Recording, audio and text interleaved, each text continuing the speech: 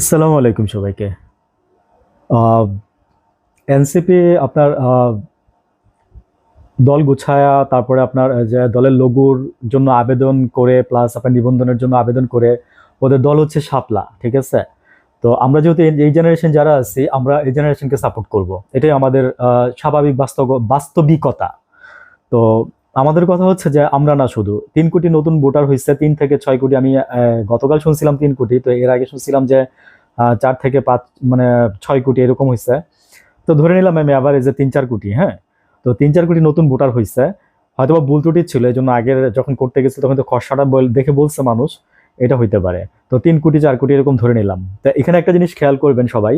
তো আমরা যারা নতুন ভোটার আছি আমরা কিন্তু ভাই সত্যি কথা নতুন দলকে আমরা ভোট দিব, কারণ হচ্ছে কি জানেন, আমরা আওয়ামী লীগ আর বিএনপির আমরা দুইটা দলেরই সবকিছু দেখছি, ঠিক আছে? এখানে আওয়ামী লীগের কোনো ব্যক্তি ব্যক্তিগতভাবে নেবেন না, বিএনপিরও কোনো ব্যক্তি ব্যক্তিগতভাবে নেবেন না। এটা হচ্ছে আমি দেশের মানুষ, আমি কথা বলবো তাই আমি কথা বলতেছি, আমি আমার মনের কথা বলতেছি, আমি আমার মনের কথা বলবো, ঠিক আছে? What ever, that's up to your.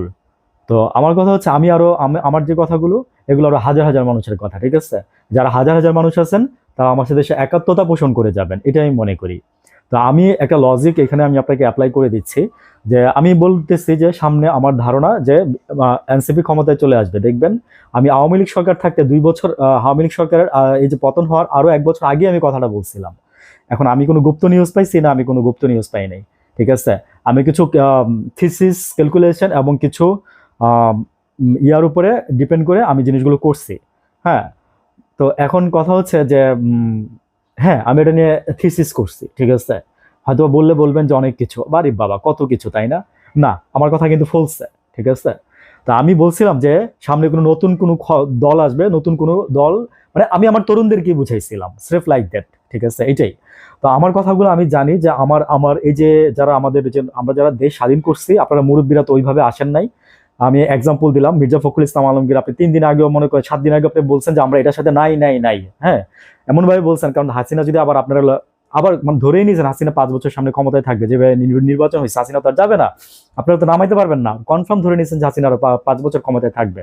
এরপরে কি হবে সেটাও জানতেন না, আরো কয় বছর থাকবে তাও জানতেন না। 41 বছর পর্যন্ত হাসিনা থাকতো, ঠিক আছে? হাসিনার আল্লাহ বাঁচায় রেখে নজিরও দেখাই দিত।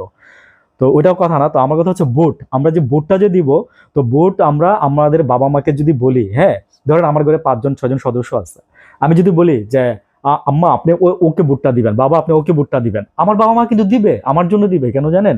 কারণ আমার ছেলে বলছে, আমার ছেলে চাইছে, বুঝছেন? তো এই যে বিএনপিরা যারা মনে করেন যেরকম মানে অনেক মানে সরি ঘাউরামি করতেছেন না আপনারা সব জায়গায়, আপনারা কিন্তু ফেসে যাবেন।